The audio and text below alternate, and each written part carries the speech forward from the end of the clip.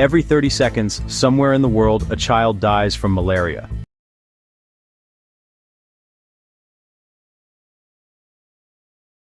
This disease has been with humanity for thousands of years, yet it's still one of the leading causes of death in many tropical countries.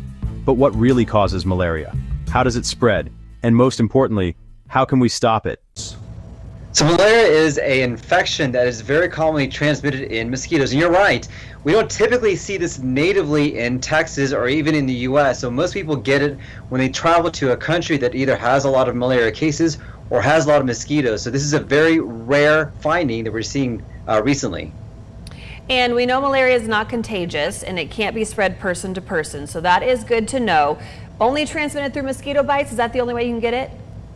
That's probably the most common way. Now, there are other insects that can transmit malaria, but by far the most common way of transmission is with the mosquito bite.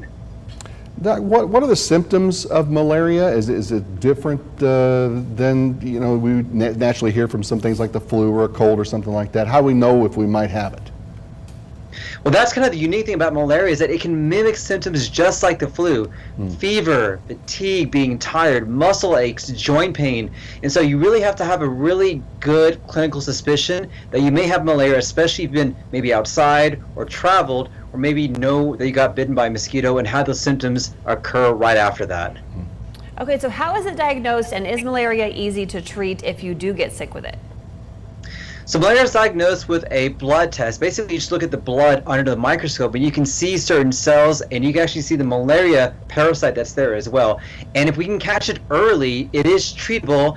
And those individuals that have been recently diagnosed with malaria, both here in Texas and Florida, got early treatment and are doing well. So yes, it is very treatable if we can catch it early. That's good to know. So we said the patient is in South Texas, but if there's one infected mosquito, does that necessarily mean that there are more here and potentially some here in our area that we need to kind of watch out for? You know, it's hard to say. It's hard to know exactly how contagious we have, because keep in mind, like you mentioned before, this is the first native case in decades, so it really is hard to say. The best thing we would recommend is do what you can to protect yourself, whether it's wearing mosquito repellent or wearing long sleeves, or just being in a place that doesn't have a lot of mosquitoes, including places like still water or water that's not very clean. It is caused by a parasite, a tiny single-celled organism called Plasmodium. And this parasite has a partner in crime, the female Anopheles mosquito. When she bites, she isn't just taking a meal, she's injecting a deadly passenger into the bloodstream. When the mosquito's proboscis pierces the skin, the Plasmodium parasite slips into the bloodstream. From here, the parasites travel first to the liver, where they multiply silently. Then, like an army preparing for war, they invade red blood cells. The cells burst open, releasing more parasites, and with every cycle, the patient's fever spikes higher. This cycle of invasion and destruction is what causes malaria's most common symptoms: fever, chills, headache, fatigue, and sweating. In severe cases, the infection leads to seizures, organ failure, coma, or even death. Without treatment, malaria can kill within days. If malaria isn't treated within 24 hours, it can cause severe illness, especially for young children. Every year, hundreds of thousands of children under 5 die, making it the main cause of childhood illness and death in sub-Saharan Africa.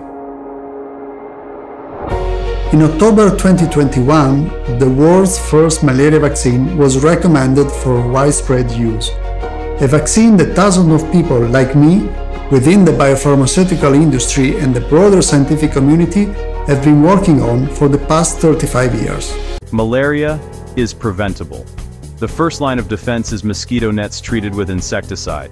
Simple, affordable, and life-saving. Indoor spraying of insecticides can also drastically reduce mosquito populations. In high-risk areas, preventive medicines are given to children and pregnant women.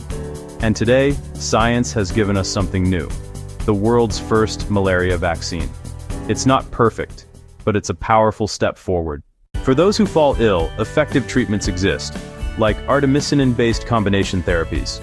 With early diagnosis and the right medicines, malaria doesn't have to be a death sentence. Malaria is one of humanity's oldest enemies, but it is also one of the most preventable diseases in the world today. Together, With awareness, prevention, and modern medicine, we can defeat it. Protect yourself, protect your family, prevent malaria.